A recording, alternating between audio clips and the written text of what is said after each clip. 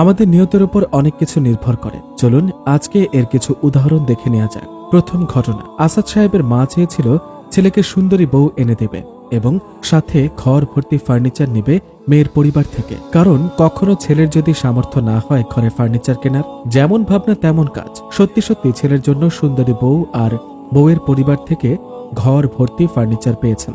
কিন্তু যে ঘর সাজাতে এত কিছুর আয়োজন, সে ঘরে গ্যাস লিক হয়ে আগুনে জ্বলে পড়ে গেছে। দ্বিতীয় ঘটনা, রফিক সাহেব একজন সরকারি কর্মকর্তা। 18 লাখ টাকা পেনশন পেয়েছেন। সম্পূর্ণ টাকা ব্যাংকে রেখেছেন যাতে ভবিষ্যতে রোগ ব্যাধি হলে তিনি ডাক্তার দেখাতে পারেন।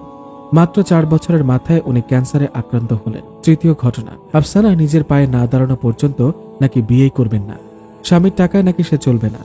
40 বছর হয়ে গেল, মেয়েটার এখনো বিয়েই হলো না। চতুর্থ ঘটনা, অনেক পড়ালেখা করে রুমি। ও বলে পড়ালেখা না করলে ভালো চাকরি জুটবে না। বিয়ের পর যদি স্বামী মারা যায় তখন তার কি হবে? ভবিষ্যতের কথাও তো বলা যায় না। হায় কি ভাগ্য, বিয়ের 5 বছর পর স্বামী মারা গেল। নিয়ত কতটা পাওয়ারফুল দেখেন। এই চরিত্রগুলোই কিন্তু আমাদের আশেপাশে ঘুরে বেড়াচ্ছে। আসাদ সাহেব সুন্দর বউ আর ঘর ভর্তি ফার্নিচার ঠিকই পেল, কিন্তু ঘরটাই পুড়ে গেল। রফিক সাহেব টাকা জমা রেখেছেন রোগ হবে বলে। শেষমেশ কি হলো? উনি নিজেই কিন্তু ওনার নিজের রোগকে ডেকে এনেছেন। আফসানার বরই জুটল না, বরের টাকা চলা তো দূরের কথা। রুমি চাকরি করতে চেয়েছিল কারণ তার স্বামী মারা যাবে বলে, এখন তাই ঘটল। ওনারা কাজটা করার আগে নিজেরাই কিভাবে নিজেদের গতিকে ঠিক করে দিচ্ছেন। তাদের কাজটা কিন্তু তাদের নিয়ত অনুযায়ী এগিয়ে যাচ্ছে।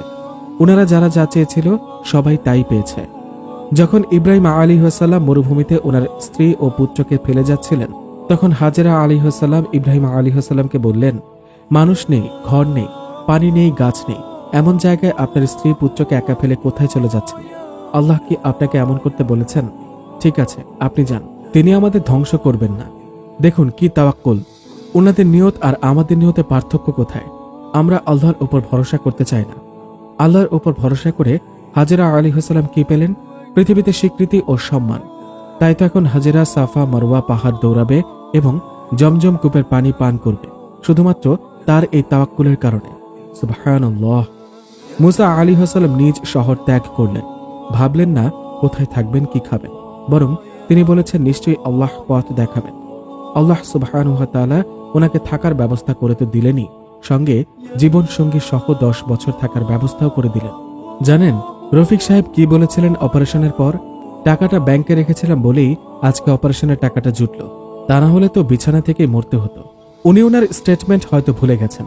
উনি ব্যাংকে টাকা রেখেছিলেন এই বলে যে একসময় তার রোগ হবে।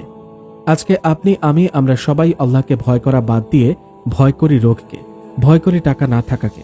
আমাদের ভবিষ্যৎ নিয়ে আমরা বেশি ব্যস্ত, কিন্তু আমরা ভুলে যাই যে আমাদের ভবিষ্যৎ মহান রব্বুল আলামিন ঠিক করে রেখেছেন। আমরা কতটা নিচে চলে গেছে একবার ভেবে দেখুন। একবার এক ভাই বাড়ি বানাচ্ছেন, বলেছিলেন যে উনি ভেন্টিলেটর দিচ্ছেন এই নিয়তে যে ফজরের দরজা জানালা বন্ধ থাকলে এই ভেন্টিলেটর দিয়ে ফজরের আজান শোনা যাবে। আমরা অনেকে ভেন্টিলেটর লাগাই পিওর বাতাস পাওয়ার জন্য, আর সেই ভাই তার এই নিয়তের কারণে হয়তো কত উচ্চতায় উঠে যাবেন, আর পিওর বাতাস তো উনি পাবেনই। এই কারণে বলা হয় যে আখিরাতের নিয়ত করে দুনিয়া তার পায়ে লুটায়। আপনি ছাত্র হলে পড়ালেখাটা আল্লাহর জন্য করুন, জ্ঞান বৃদ্ধির নিয়তে করুন, চাকরিটা আল্লাহর জন্য করুন, হালাল রিজিকের জন্য করুন। বাবা মা বউ বাচ্চার যত্ন নিন আল্লাহকে খুশি করতে। নিয়ত করুন আল্লাহ যেন আপনাকে এত বেশি দেন যাতে আপনি অন্যের কাছ থেকে না খুঁজে উল্টো অন্যদের দুহাত ভরে দিতে পারেন। তাওয়াক্কুল করুন আল্লাহর উপর, ভালো ভালো নিয়ত করুন, আপনি সবার থেকে সুখী হবেন ইনশাআল্লাহ।